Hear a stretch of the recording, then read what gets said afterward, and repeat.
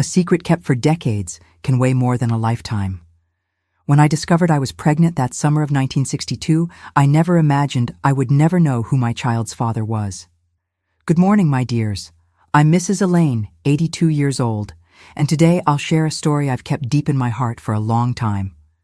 Before I begin, please like this video, subscribe to the Grandma's Diary, and tell me in the comments where you're watching from. It's always a joy to know my stories reach so many different places. In 1962, I was a 19-year-old girl full of dreams with my whole life ahead of me. I lived in Millbrook, a small town in rural Pennsylvania, where everyone knew each other and secrets spread faster than rainwater down a hill. My father owned the only fabric store in town, a respected establishment that supplied materials to local seamstresses and women who sewed for their families. Our house was behind the store, a simple but comfortable building with a backyard full of fruit trees that my mother tended with such care.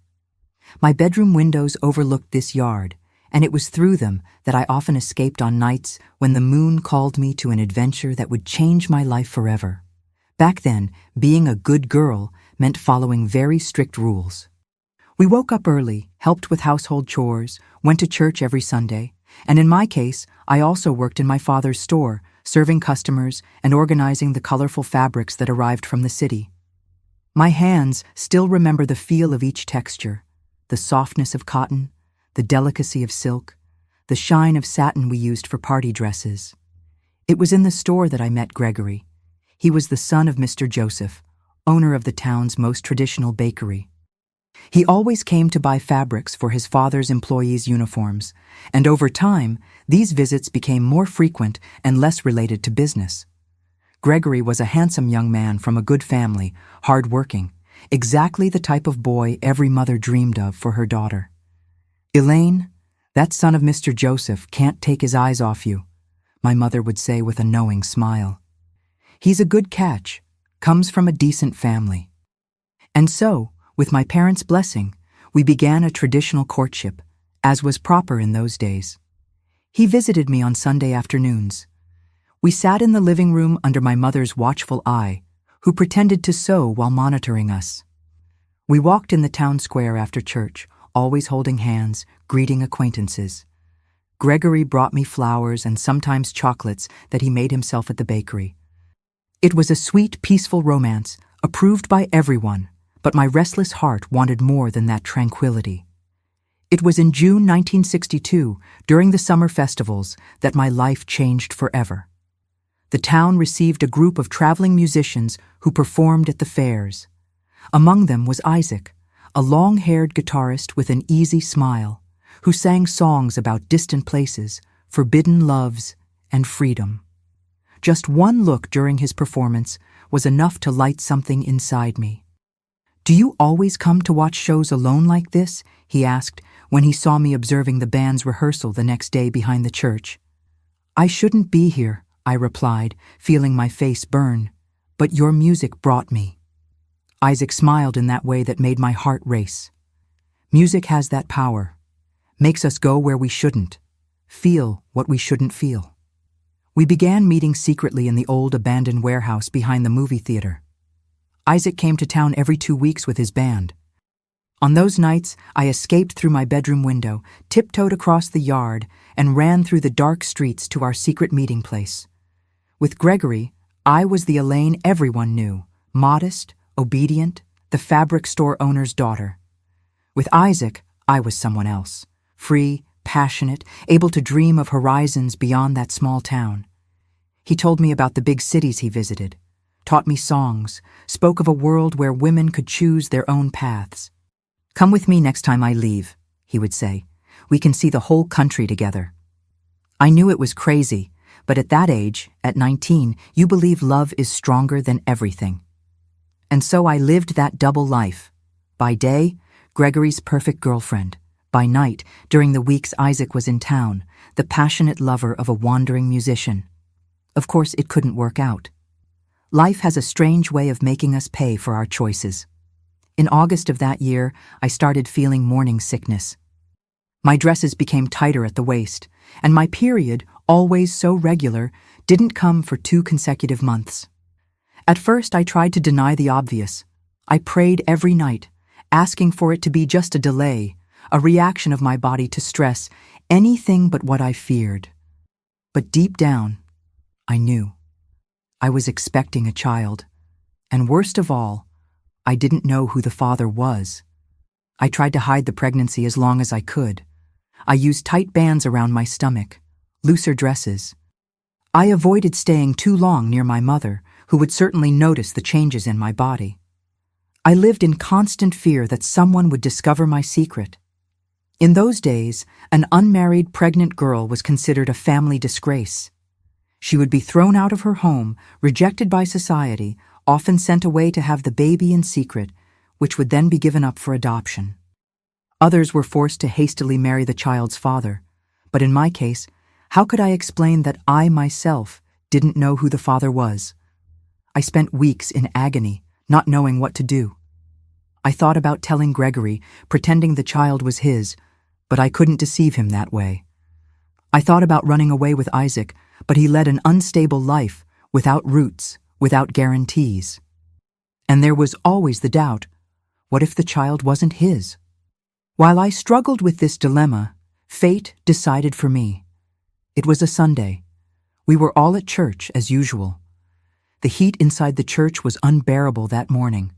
The candles, the incense, the bodies pressed together on wooden benches, it all created a suffocating atmosphere. I was wearing a very tight girdle to disguise my growing belly.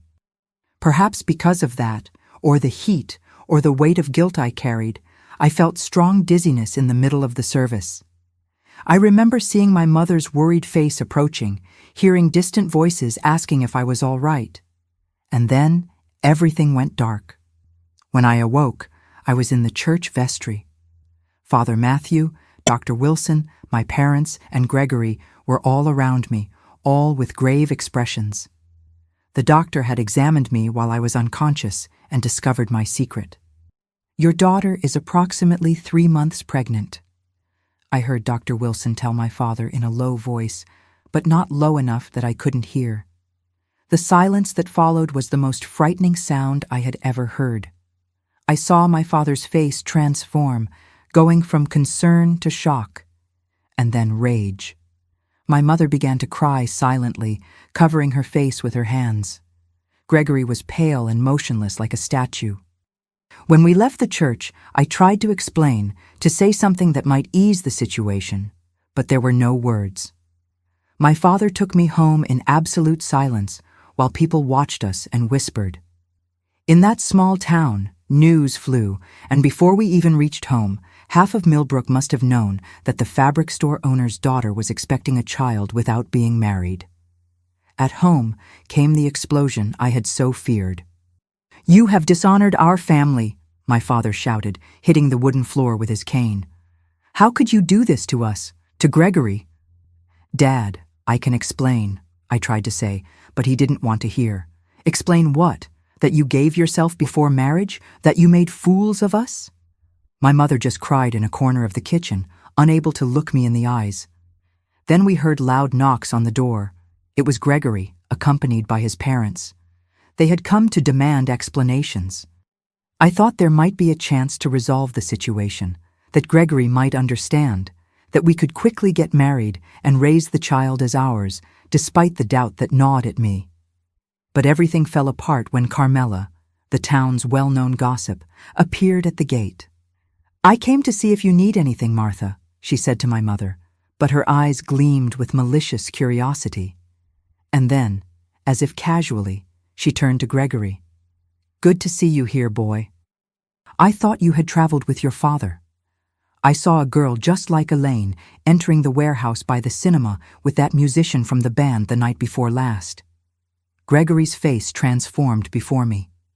From pale, it turned red with anger. He turned to me, his eyes full of hurt and fury. "So that was it? You were meeting with that vagabond behind my back?" I couldn't deny it.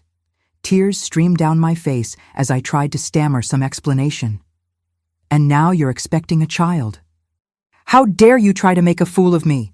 How do I know this child is mine?" People began to gather in front of our house, attracted by the shouting, My shame was so great that I wished the ground would open up. You deceived me, made me look like a fool, and now you want to pin another man's child on me. Gregory then took from his pocket the brooch he had given me as a birthday present, a small silver heart that I wore every Sunday, and threw it on the floor. It's over. I never want to look at your face again. And he marched off, followed by his parents and the curious stares of the neighborhood. That night, my father gave me an ultimatum. I had 1 hour to pack my things and leave the house. You are no longer my daughter, were his last words to me for many years. My mother, hidden from my father, gave me some money and the address of a distant cousin in New York City.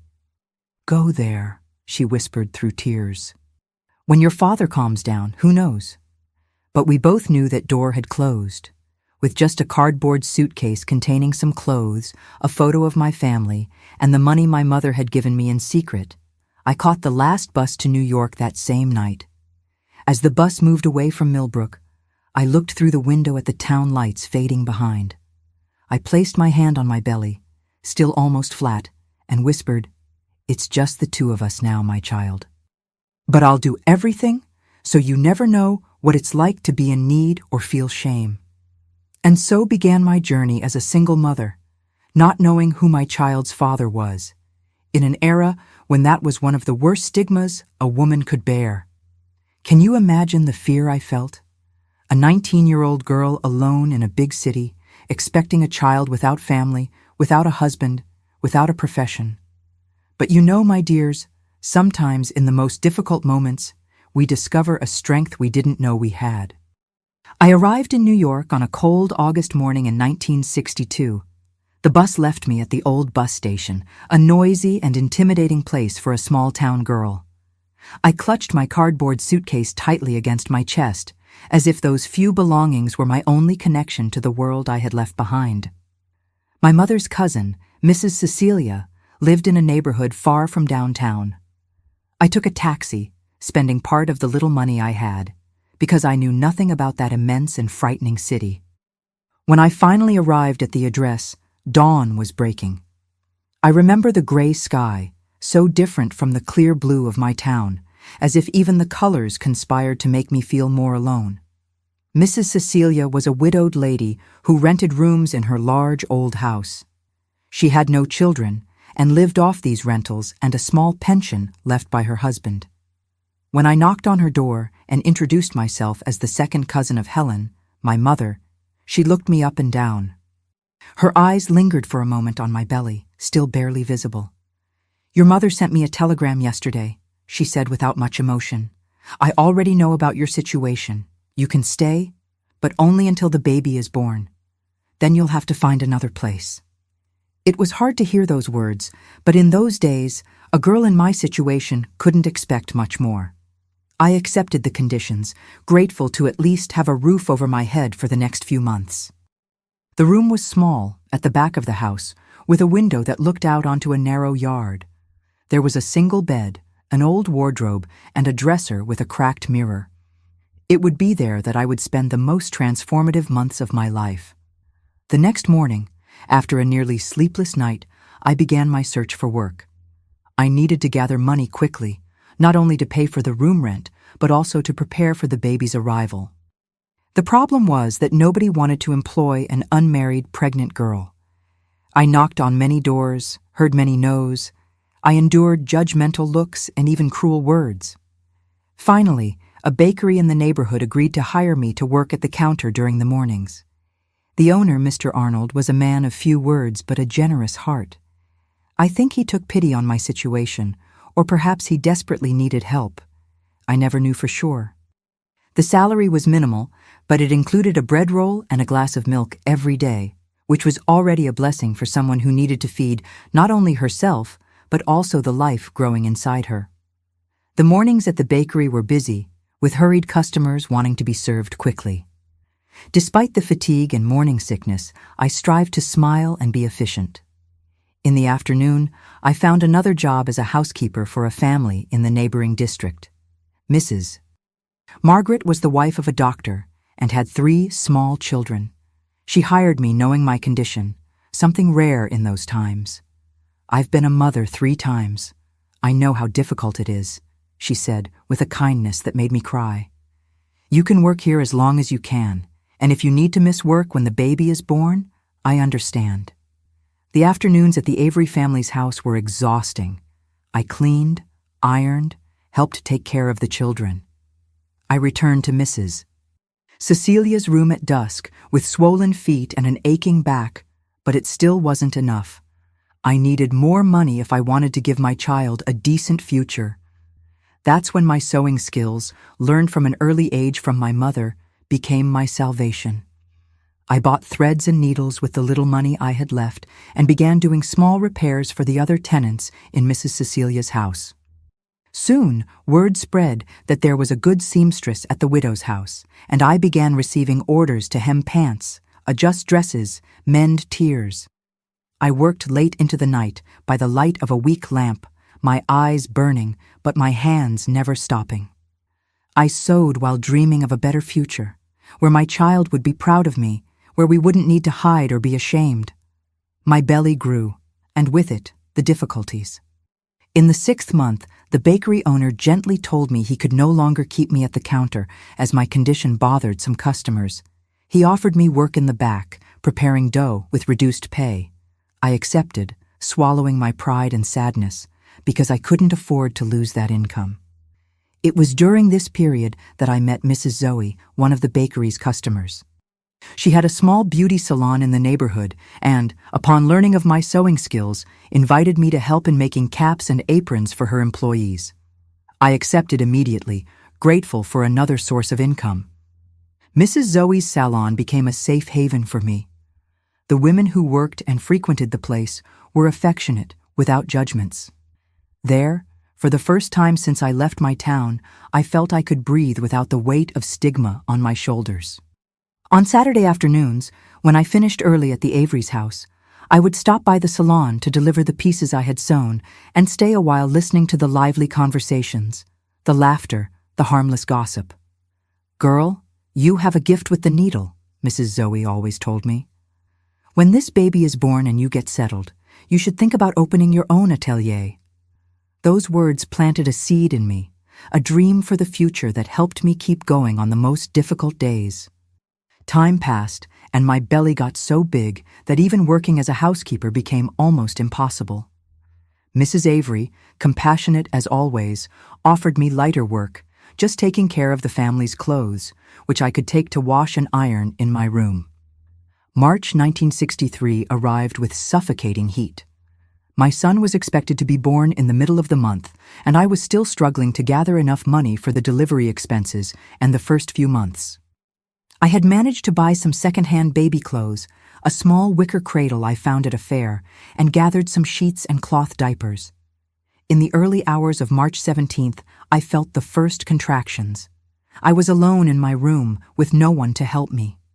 I endured the growing pains for hours until at dawn I desperately knocked on Mrs. Cecilia's door. "The baby is coming," I said between groans of pain. She called a taxi and took me to the nearest public hospital. The journey was torture. Each jolt of the car seemed to split my body in half. At the hospital, I was left on a gurney in the hallway, as all the delivery rooms were occupied. The nurses passed by hurriedly, casting only quick glances in my direction. One of them, younger, stopped for a moment. "Is it your first child?" she asked in a voice that tried to be gentle. "Yes," I replied through tears of pain and fear. "And the father isn't coming?" I couldn't answer. How could I explain to that stranger that I didn't even know who my child's father was? I just looked away, swallowing my tears. Finally, when I thought I couldn't take it anymore, I was taken to a collective delivery room.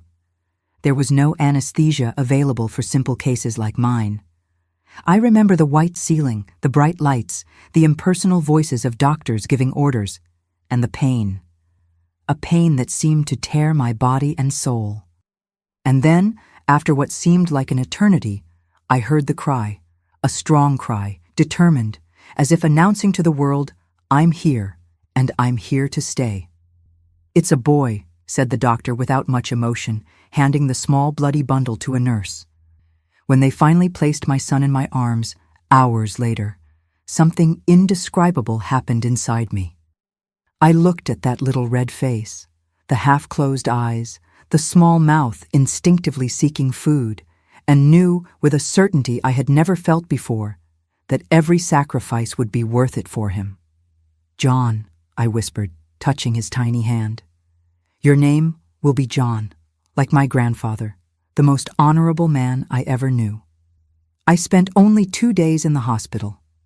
It was the standard time given to mothers without complications in childbirth, especially those who, like me, had no health insurance or money for a private room. I returned to Mrs. Cecilia's room with my little John in my arms, my body still in pain, my heart divided between the immense love for that creature and the fear of the uncertain future that awaited us. The first weeks were a blur of sleepless nights, painful breastfeeding, diapers to wash, and a fatigue that penetrated to the bones. John was a healthy baby but fussy, especially at night. Mrs. Cecilia would knock on the wall when the crying went on too long, complaining about the noise. The other tenants looked at me with deep circles under their eyes, resentful of having their sleep disturbed. Gradually, I created a routine. During the day, while John slept, I sewed nonstop, accepting any work that came my way. At night, when he woke up hungry or uncomfortable, I sang softly the lullabies my mother sang to me, rocking him in my arms until he fell back asleep. Mrs. Avery, my employer at the house where I worked as a housekeeper, was a blessing during this period. She allowed me to bring John with me when I went to pick up the clothes to wash, and often gave me clothes and toys her children no longer used. Her 3 boys adored Miss Elaine's baby and would gather around the basket where I put him, making faces to get smiles from him. One afternoon, when John was about 2 months old, Mrs. Avery made me an unexpected proposal. "Elaine, we're renovating the back of the house to make a guest room, but I thought perhaps you and the little one could occupy it. It would be good to have someone trustworthy living here, especially when we travel to visit my parents in the country. In exchange, you could take care of the house and the children occasionally." The offer fell like a blessing from heaven. The deadline Mrs. Cecilia had given me to find another place was almost up, and the idea of looking for a room with a small baby terrified me. Besides, the room at the back of the Avery's house would be much better than the cramped cubicle where we were living. And so, when John turned 3 months old, we moved into the small room at the back of the Avery family's house. It was simple but clean and airy, with enough space for John's cradle and my few possessions. Most importantly, it was a place where we could stay without the constant weight of disapproval, a place we could call home. It was there, in that simple room, that I began to rebuild my life. Gradually, my sewing clientele grew. Mrs. Avery's friends, impressed with the dresses I made for her, began to order pieces from me. Money was still tight, but enough to keep us with dignity. John grew strong and healthy. At 6 months, he was already sitting up by himself and smiling at everyone, winning hearts with his bright eyes and chubby cheeks. When he turned 1 year old, I gave a small party in the backyard of the house. Mrs. Avery and the children sang happy birthday. Mrs. Zoe brought a cake from the salon, and even Mrs. Cecilia showed up bringing a small wooden car that had belonged to her late husband when he was a child.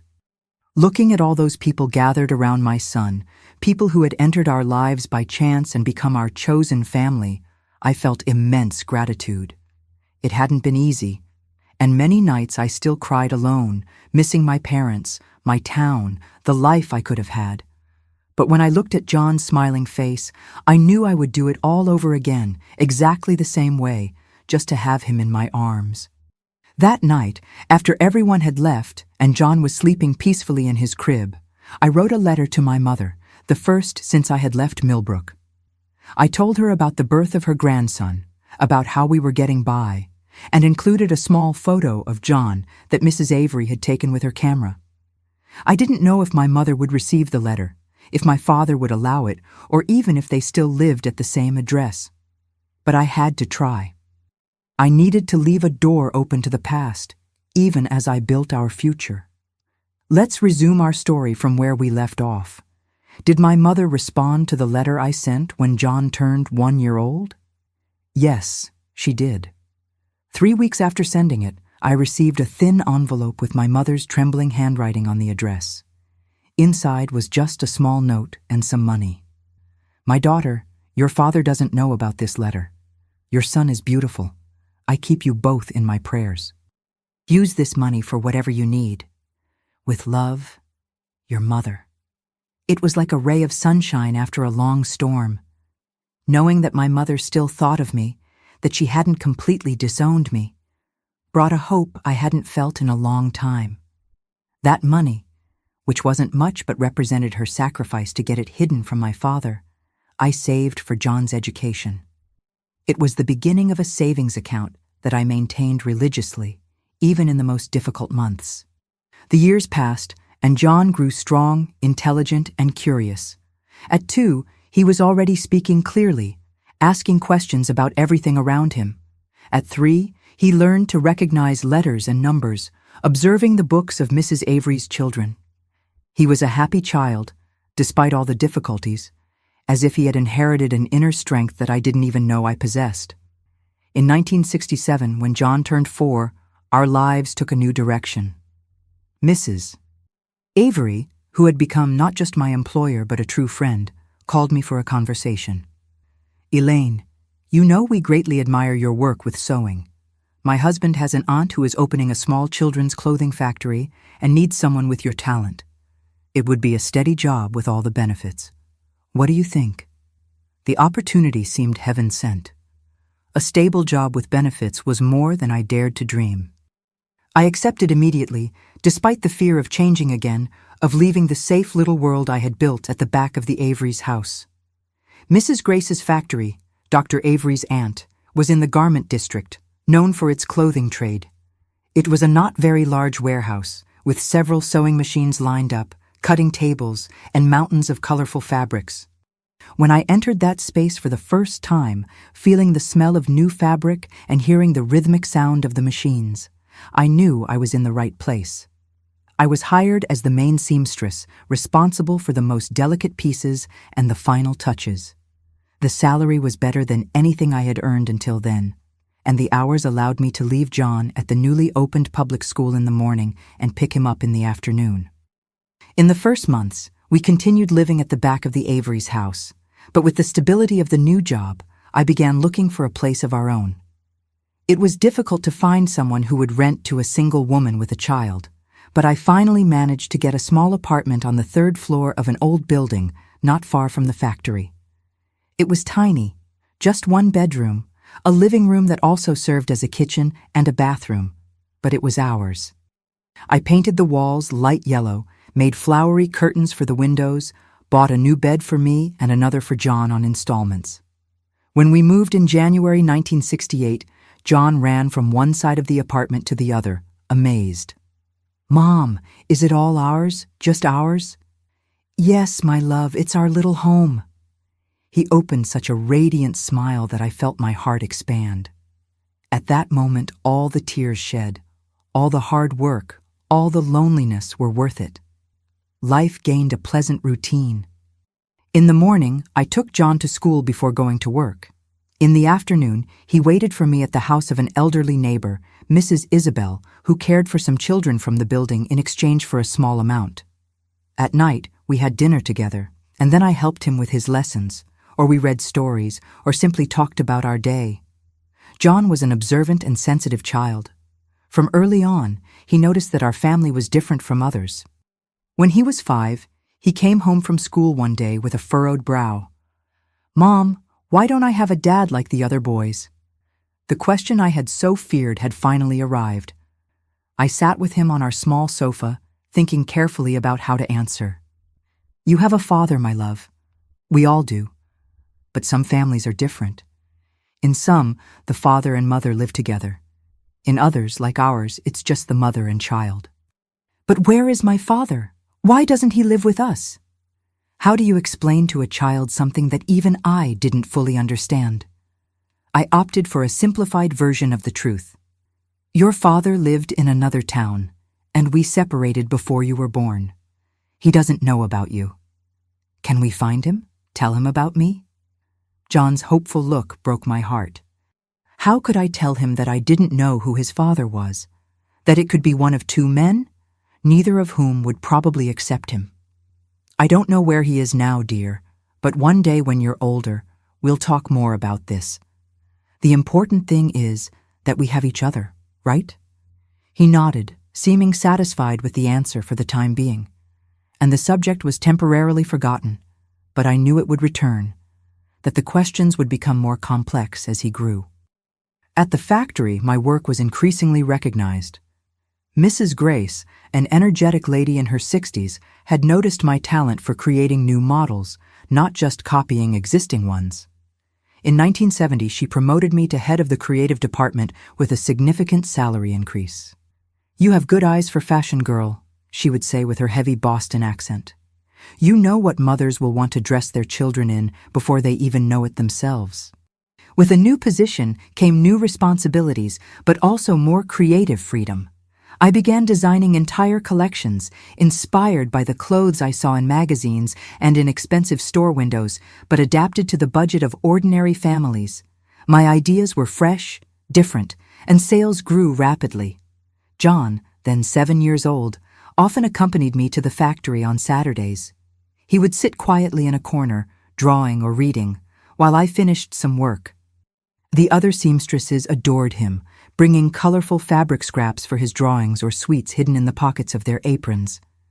It was on one of those Saturdays that he surprised me with an unexpected question. "Mom, when are you going to have your own store?" I looked at him, astonished. "What do you mean, son?"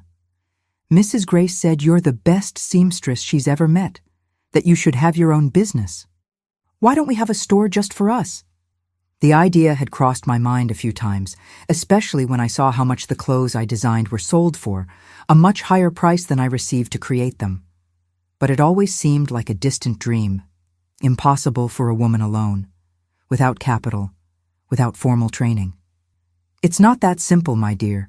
It takes a lot of money to open a store." "Can we save up?" he said with the unshakable optimism of childhood. "I can help.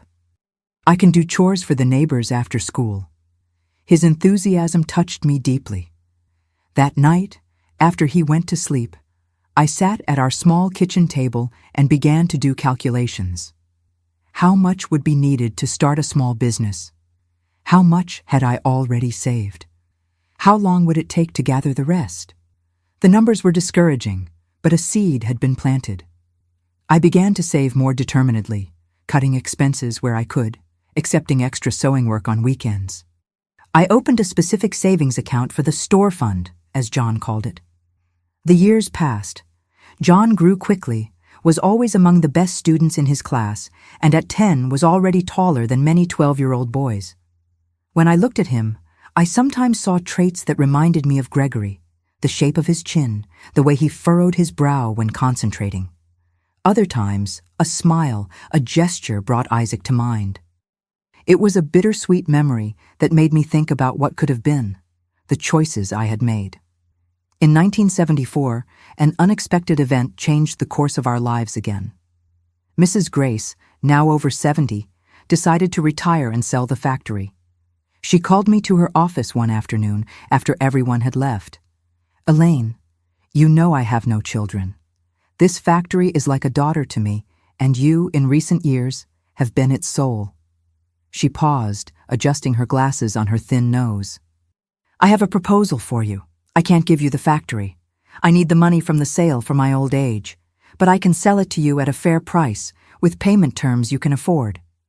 I was speechless, my heart beating rapidly. It was an opportunity I had never imagined, much bigger than the small atelier I dreamed of opening one day. "You don't need to answer now," she continued. "Talk to your son, think carefully, but know that I prefer to sell to you, who loves this place as I do, than to a stranger who might destroy everything we've built." That night, I could barely sleep. The proposal was tempting but frightening.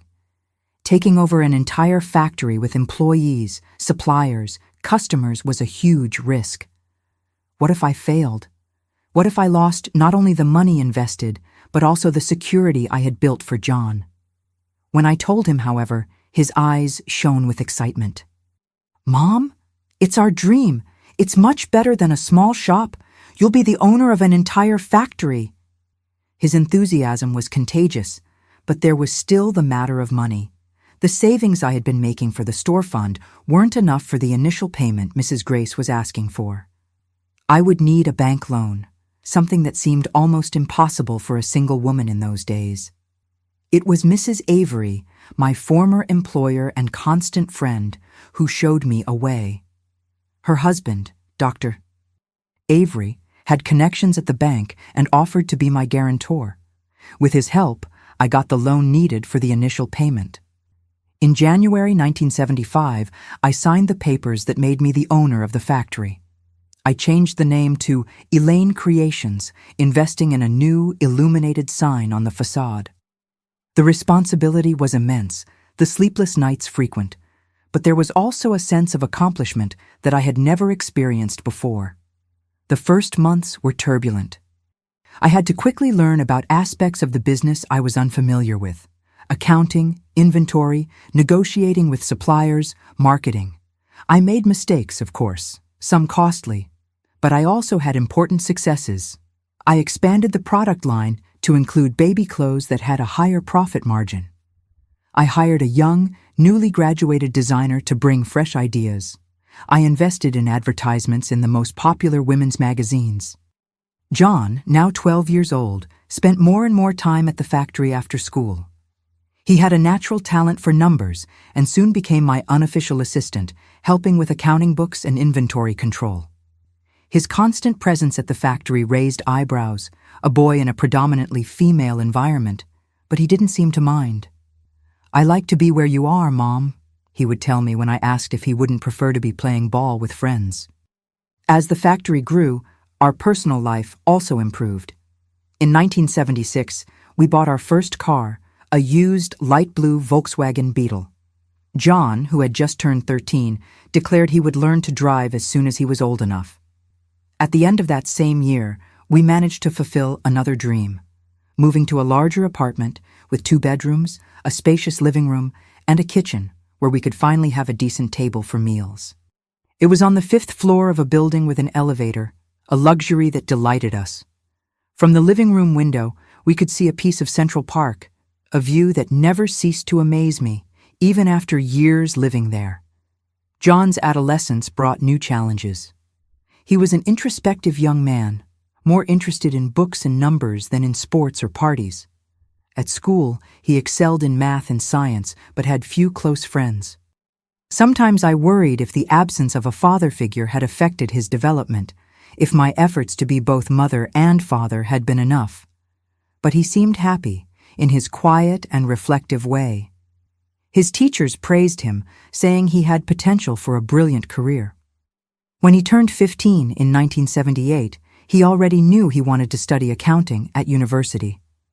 "I'll take care of the factory's finances," he would say, with a determination that reminded me of myself when young. "We'll expand, open stores in other neighborhoods, maybe even in other cities." His enthusiasm for the business I had built filled me with pride. It wasn't the path I had imagined for him.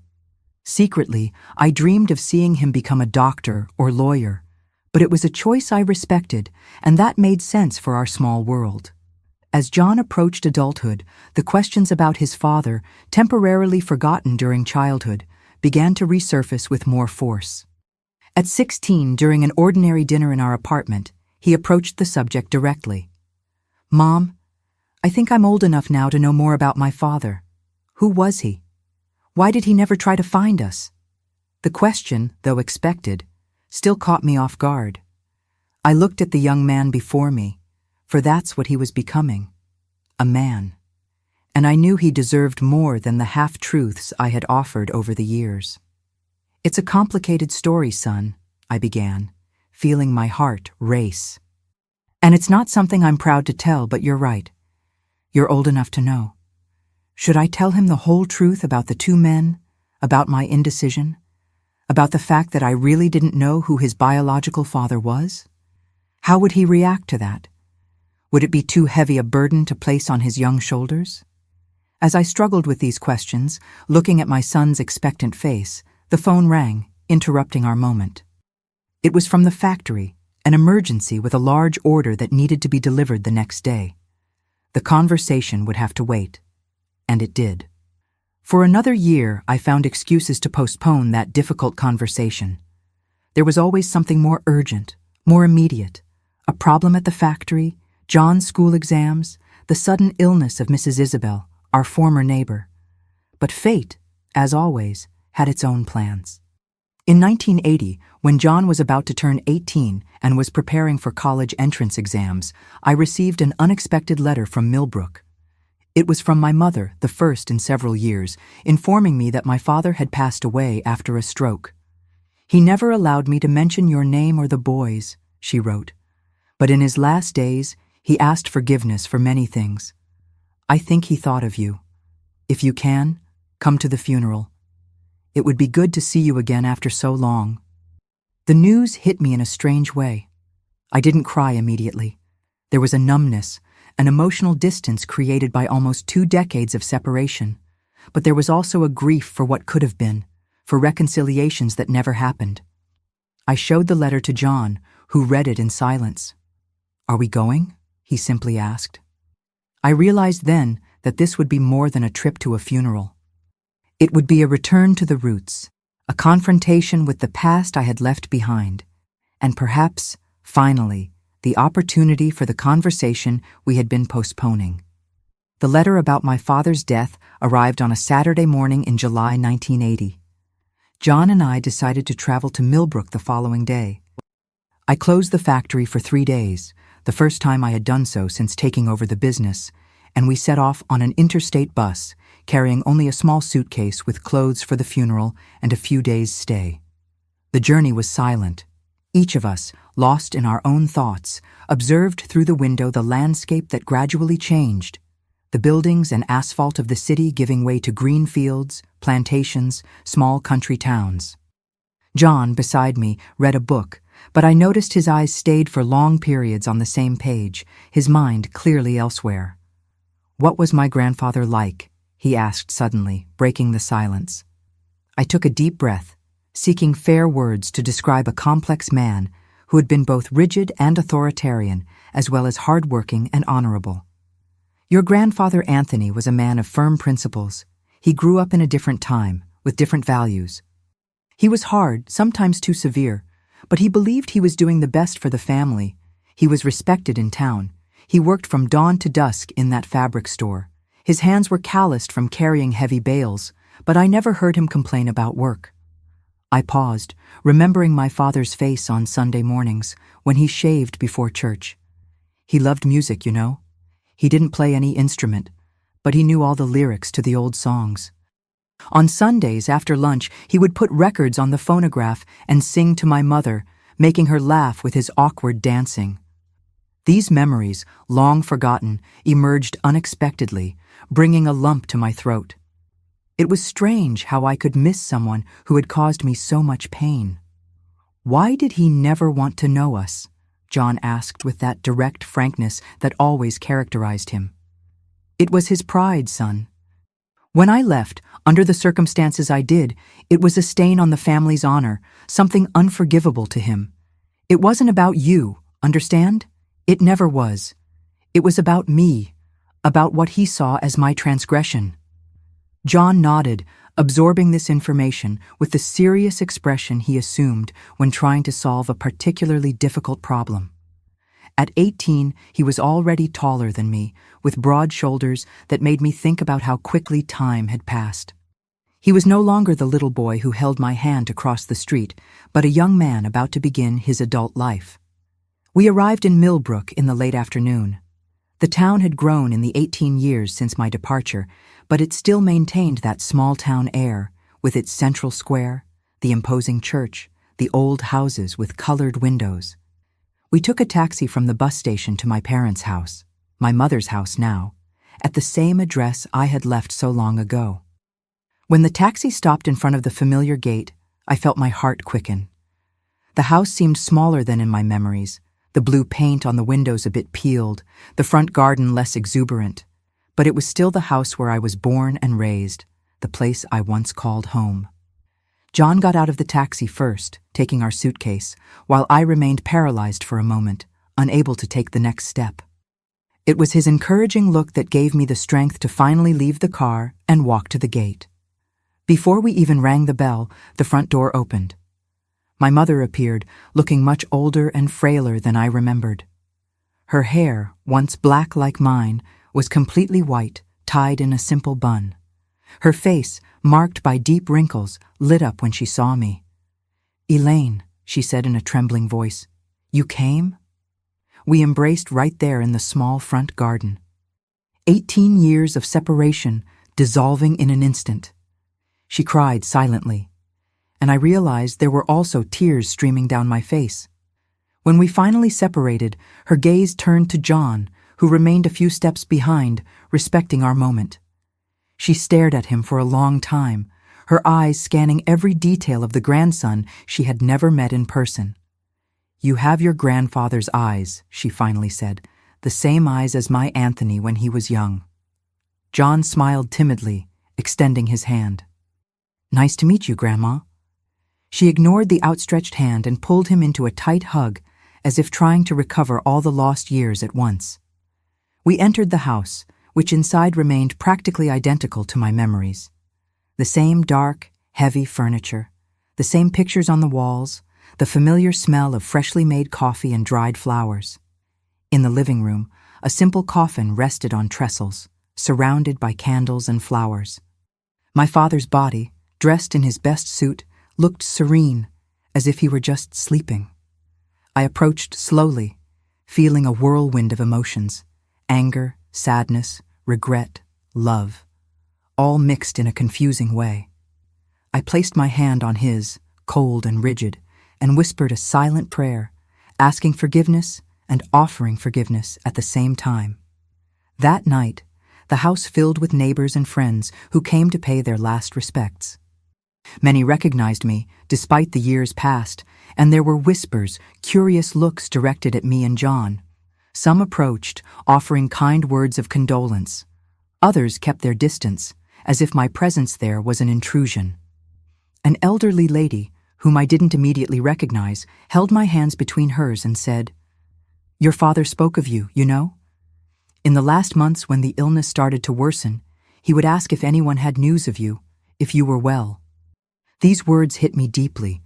The idea that my father, despite everything, still thought of me, still cared, brought a strange sense of comfort amid the pain. The funeral took place the next morning, in the same church where I had fainted years ago, revealing my pregnancy. It was packed. My father had been a respected figure in the community, and it seemed that the entire town had come to say goodbye. John and I sat beside my mother in the first row, receiving curious looks and a few nods of solidarity. After the burial, we returned to the house, where some women from the neighborhood had prepared food for those who wanted to accompany the family.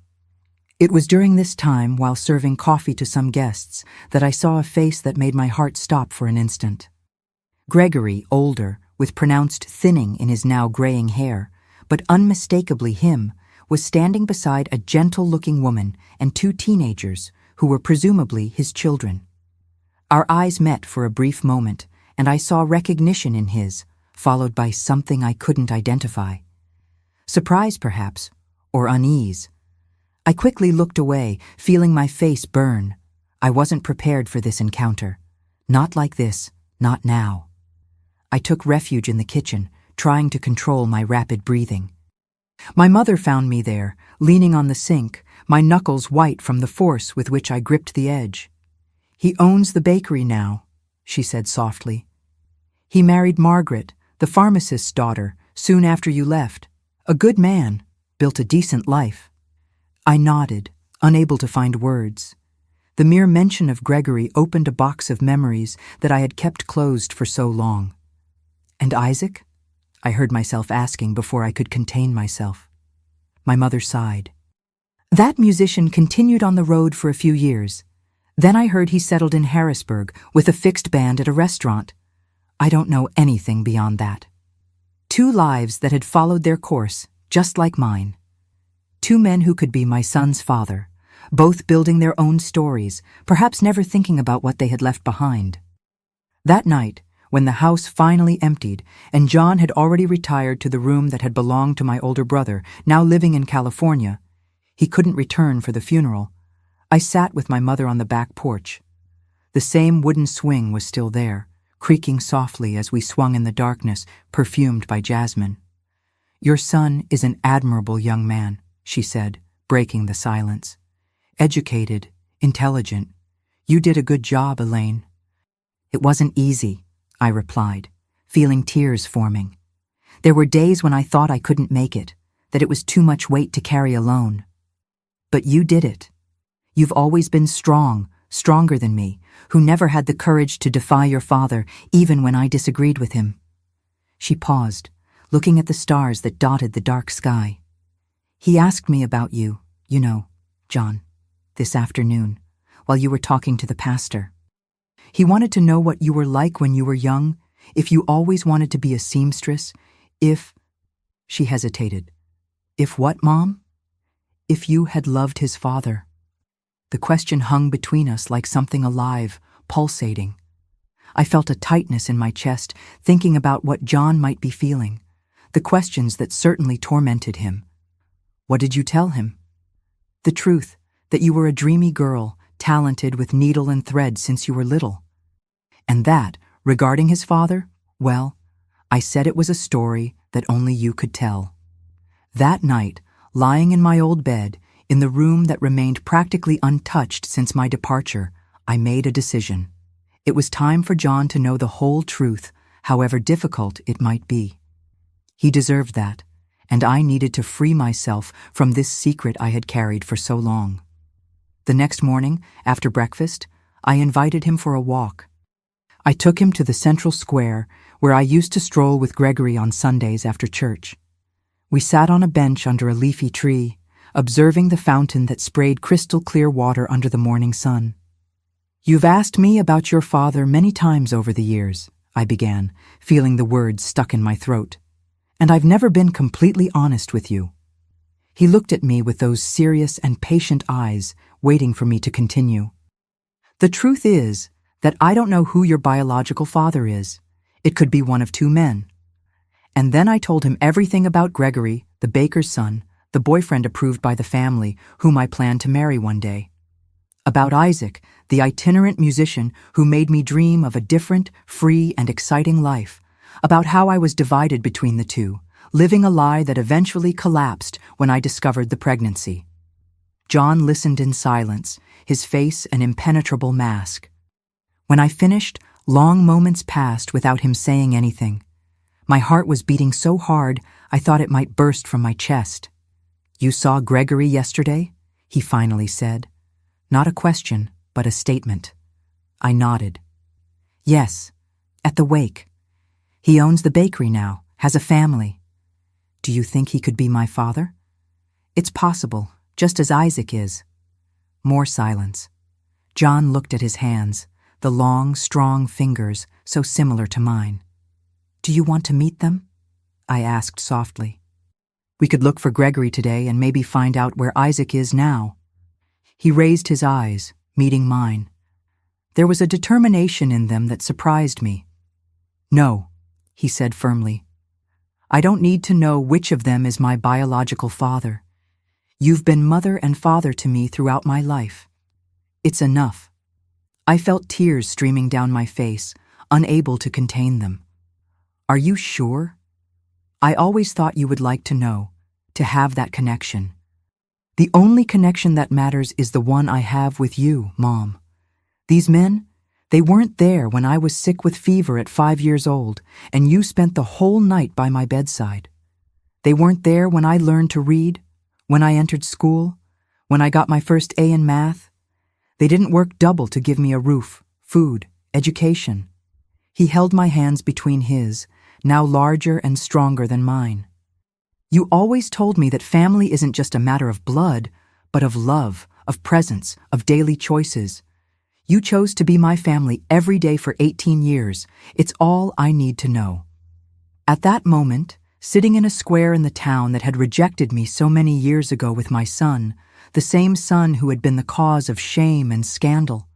I felt a peace I had never experienced before.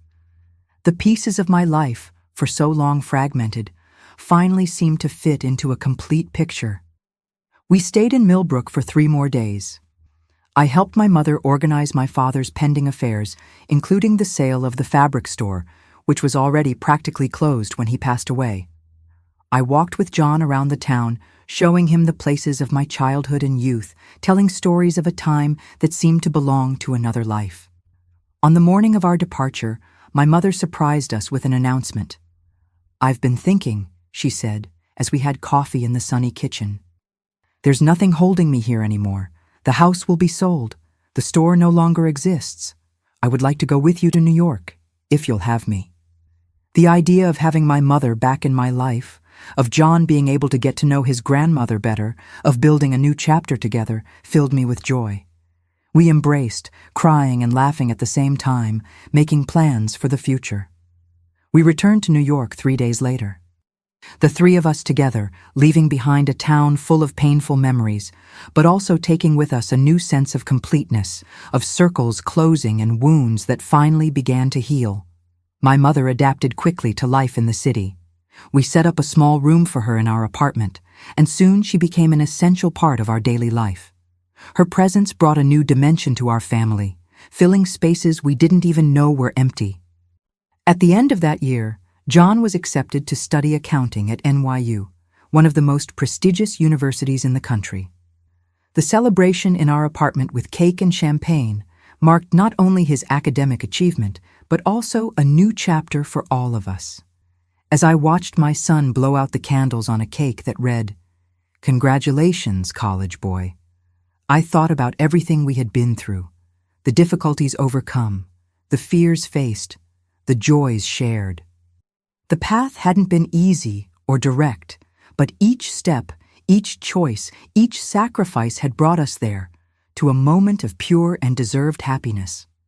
That night, as my mother and John talked animatedly about plans for the future, I found myself thinking about Gregory and Isaac, the paths not taken, the lives that could have been.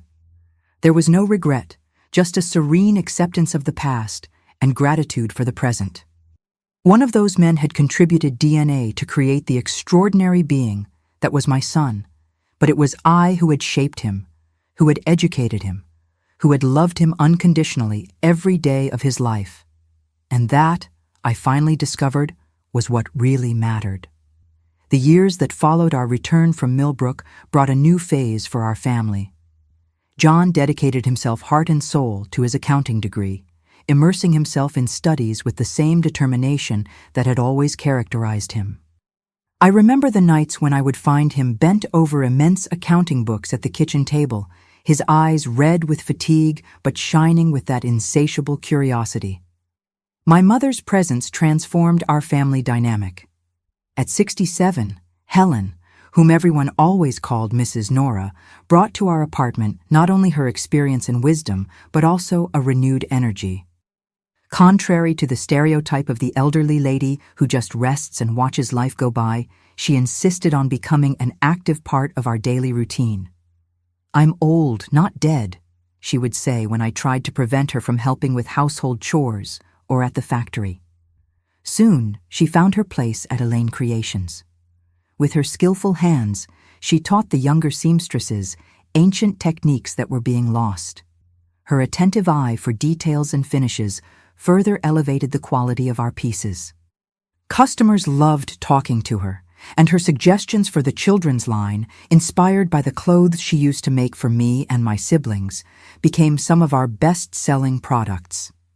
In 1982, when John was in the middle of his university course, we made an important decision: to expand the business. With the country's economy in crisis, many entrepreneurs would hesitate to take this step, but I saw an opportunity where others saw only risks. The large clothing factories were reducing production, leaving a space in the market that we could occupy with our quality pieces and more accessible prices. We rented a larger warehouse in the garment district, invested in more modern machines, and hired more seamstresses. John, even though still a student, took over the financial and administrative part, applying in practice what he learned in classes. His ability with numbers and planning, allied with my experience and creativity, formed a perfect partnership. The expansion brought challenges, of course. There were sleepless nights worried about payrolls, delivery deadlines, negotiations with suppliers, but it also brought enormous satisfaction to see our small family business growing, generating jobs, being recognized for quality and ethics in the treatment of employees and customers. In 1984, John graduated with honors, being the class speaker. Sitting in the audience between my mother and Mrs. Avery, who remained a constant presence in our lives, I felt such great pride that I thought my chest would explode. That elegant young man on the stage, speaking confidently about social responsibility and professional ethics, was the same baby I had cradled alone on nights of fear and uncertainty. Each of us, he said in his speech, carries the legacy of those who came before. But we also have the responsibility to build our own path, to transform what we receive into something even better to pass on. His words seemed especially directed at me, a silent acknowledgement of the journey we had shared. The graduation marked not only the end of an academic stage, but also the beginning of a new phase in the business.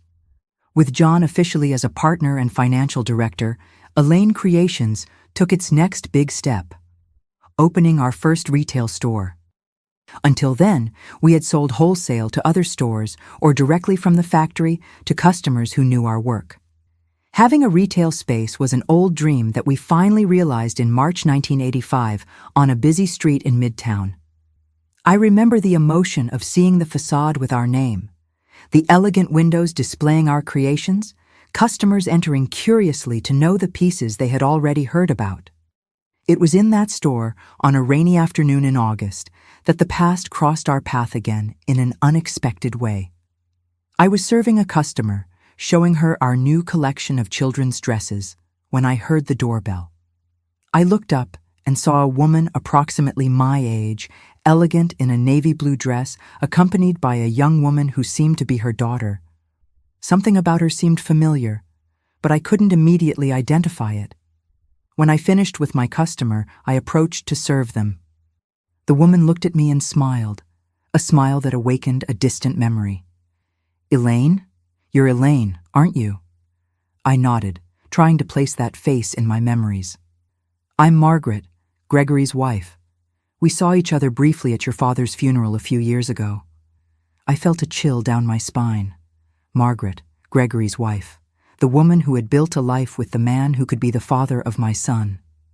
"Of course, Margaret. How are you?" "Well, thank you. This is my daughter, Catherine. We're looking for a dress for her wedding." Catherine smiled timidly, extending her hand. She was a pretty girl, with eyes that reminded me very much of Gregory. "Your store was highly recommended by a friend," Margaret continued. "She said nobody makes dresses as elegant and well-finished as Elaine Creations." What followed was a surreal encounter. I served them, as I would with any customer, showing options, discussing fabrics and models, taking measurements, but my mind was elsewhere, imagining the strange paths that life traces. There I was, creating the wedding dress for Gregory's daughter, while my own son, who could be her half-brother, worked in the back room, completely unaware of this connection. When Margaret mentioned that the wedding would be in Millbrook, in the same church I had attended in my youth, I asked, trying to sound casual, "Does your husband still have the bakery there?" "Yes, St. Joseph's Bakery is an institution in the town now. Gregory expanded the business, opened a cafe next door. Our oldest son works with him, will take over when his father retires." I felt a pang of something, not exactly envy, perhaps melancholy, thinking about the life Gregory had built, the continuity of his legacy through his son.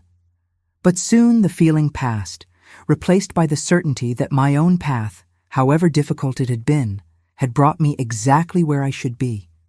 When John appeared from the back room to ask me about an order, I introduced him simply as my son and partner. Margaret was politely cordial, without showing any suspicion about the possible connection. I carefully observed John's and Catherine's faces side by side, looking for similarities, but I couldn't discern anything conclusive. Perhaps it was better that way. In the following weeks, as I worked on Catherine's wedding dress, I reflected a lot on the quirks of fate. How two lives that had been so intertwined, mine and Gregory's, followed such different paths, only to cross again so many years later in such an unexpected way. When the dress was ready, Margaret came to pick it up alone. As we carefully wrapped the piece, she looked at me with an expression I couldn't decipher. "Gregory knows the dress was made here," she said suddenly. "When I mentioned your name, he was quiet for a long time. Then he told me about you two, about what happened."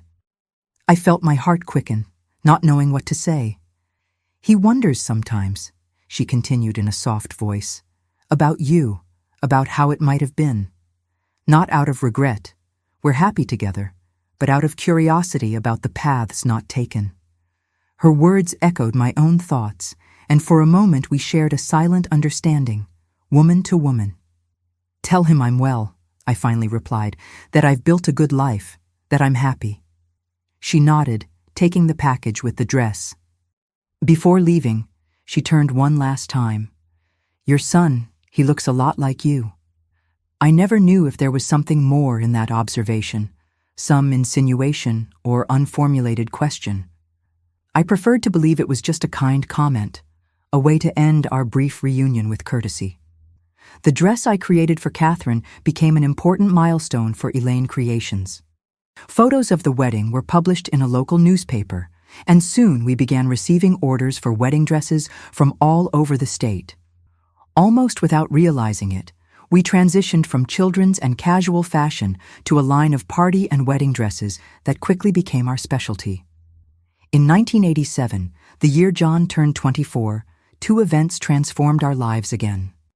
The first was the arrival of Mary, a newly graduated young designer whom we hired to help with the growing demand for wedding dresses.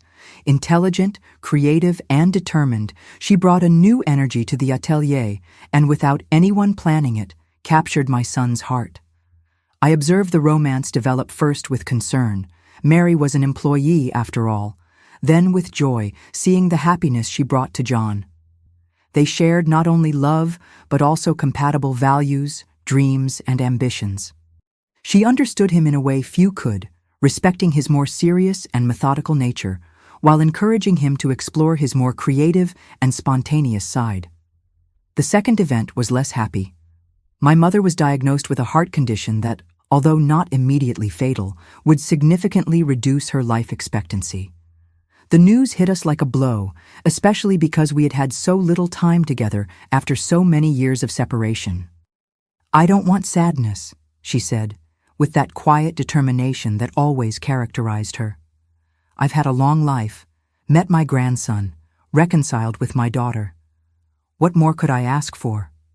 Her attitude toward the disease was a lesson in dignity and acceptance. She continued working at the factory as long as her strength allowed, insisting that the activity kept her alive. On afternoons when she felt more tired, she would sit by the apartment window, observing the movement of the city while doing small embroidery work, creating delicate details that became a special signature of our dresses. At the end of that year, John surprised me with the announcement that he had proposed to Mary. "The ceremony will be simple," he said, "just for family and close friends." What he didn't know was that Mary and I were already secretly working on her dress. A special creation that combined traditional elements with modern touches, reflecting her unique personality. The preparation for the wedding brought renewed excitement to our house, especially for my mother, who insisted on participating in all the details, from choosing the flowers to the menu for the small reception we would have in our apartment. "I'm going to live to see my great-grandchild," she declared, with a conviction that admitted no contradiction. "So, don't take too long after the wedding."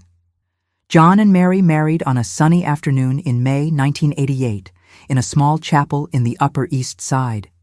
As I watched my son receiving his bride at the altar, dressed in the creation we had made together, I thought about how life comes full circle. The single girl, who had been thrown out of her house for being pregnant, was now a respected businesswoman, seeing her son, the very same one she had carried amid so much prejudice and difficulty, build his own family. The reception in our apartment was lively and welcoming. Mrs. Avery and Dr. Avery were there, of course, having become practically part of the family over the years. Mrs. Zoe, quite elderly now but still spirited as always, brought her girls from the salon, who had been my first sewing clients. John's college colleagues, factory employees, neighbors who had become friends. It was an eclectic group, united by genuine affection for the newlyweds. At one point during the party, I found John alone on the balcony, observing the sky that was beginning to be dotted with stars. "Happy?" I asked, stopping beside him. "More than I could express," he replied with a serene smile. "You know, Mom, I've been thinking about paths and choices." "What kind of choices?" "Yours, mine. How one decision can completely change the course of a life.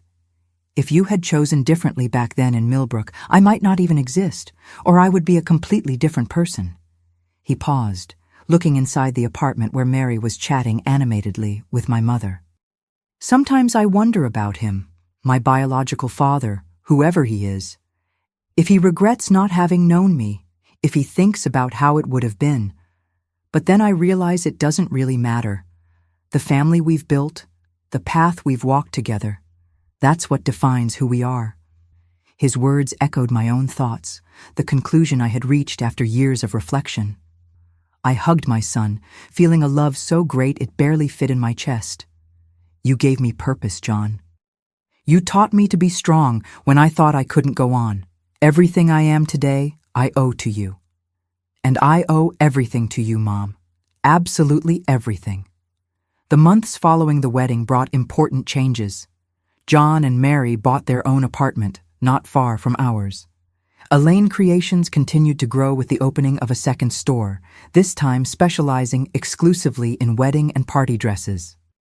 My mother, although with increasingly fragile health, remained active and involved in everything, especially when, in early 1989, Mary announced she was pregnant. The news brought indescribable joy, particularly for my mother, who seemed to gain new strength with the prospect of meeting her great-grandchild. Sarah was born in September of that year, a healthy and beautiful girl who from the first moment became the center of our universe.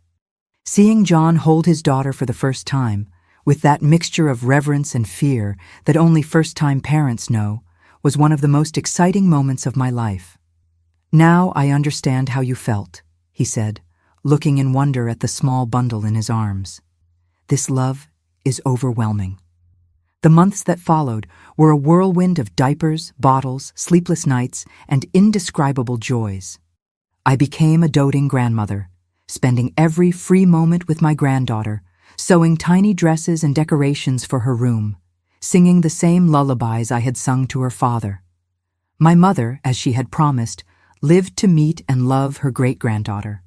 The moments when the two were together, the woman at the end of life and the girl at the beginning, had something magical about them, as if an invisible circle was completed. Unfortunately, when Sarah was only 5 months old, my mother left us. It was a peaceful departure during sleep, as she had always wished. The pain of loss was deep, but eased by the certainty that she had departed in peace, reconciled with her past, surrounded by the love of the family she valued so much. At her funeral, very different from my father's years before, there were only people who genuinely loved her. No appearances or social conventions, just the sincere celebration of a life that, despite the setbacks, had been full of meaning. In the years that followed, our family continued to grow and evolve. John and Mary had another child, Lucas, 3 years after Sarah. Elaine Creations established itself as a reference in bridal fashion, expanding to towns in the countryside and opening a branch in Boston. In 1997, at 54, I met Sebastian, a kind and good-humored widower who ran the delivery fleet for one of our fabric suppliers. We started as friends, sharing stories about our children and grandchildren, about the challenges of starting over after being alone for so long. Gradually, the friendship transformed into something deeper, a quiet companionship that caught me completely by surprise. I married him in a simple ceremony, with John as my best man. It was a new beginning that I had never imagined for myself, a second chance to experience a type of partnership that I had come to believe was not written in my destiny. With Sebastian, I got to know the America I had never had the opportunity to explore. We traveled together through the South. I saw the ocean for the first time at 57 years old, an experience that made me feel simultaneously tiny before the blue immensity and completely alive, as if every cell in my body awakened to a new dimension of existence. They were happy years of discovery and growth, not only personal, but also professional. Elaine Creations became Elaine and John, reflecting the true nature of the partnership we had built. More than a family business, it was the concrete symbol of our journey together, of the difficulties overcome and the victories won side by side. I officially retired at 67. Although I continued to visit the atelier regularly, offering suggestions or simply observing with pride the empire we had built from nothing. Sarah, my eldest granddaughter, began to show a natural talent for fashion design, suggesting that the family legacy could continue for another generation. Sebastian passed away 5 years ago, leaving a void that will never be completely filled, but also precious memories that I carry with me every day. Since then, I divide my time between John and Mary's apartment and Sarah's, who is now expecting her first child, my first great-grandchild. And so, my dears, we come to the present. Looking back at the journey I've shared with you throughout these videos, I realize how each moment, even the most painful ones, was essential to weave the multicolored tapestry that is my life. That frightened 19-year-old girl, thrown out of her home for being pregnant without knowing who her child's father was, could never have imagined that one day she would be a successful businesswoman, a proud grandmother, a woman at peace with her past and eager for the future. I never discovered who John's biological father was. I never knew if it was Gregory with his safe and conventional love, or Isaac with his free spirit and dreaming nature. And in the end, it really didn't matter. What matters are the choices we make in the circumstances that life presents us. What matters is the courage to move forward, even when the path seems impossible. What matters is love. The love that sustains us, that challenges us, that transforms us. My story isn't extraordinary. It's just one among millions of stories of women who faced prejudice, overcame obstacles, and built meaningful lives from difficult circumstances. If it has touched you in some way, if it has brought comfort or inspiration, then it has fulfilled its purpose. I thank each of you who accompanied me on this journey. I'll continue answering your questions and sharing small stories here on the channel. Always remember, life comes full circle, paths cross in unexpected ways, and even the most painful mistakes can lead us to wonderful places we might never have found otherwise. With all my love, I say goodbye for today. Don't forget to like the video, subscribe to the Grandma's Diary, and share with anyone who might benefit from this story. Until our next meeting, dear ones, Mrs. Elaine thanks each one of you.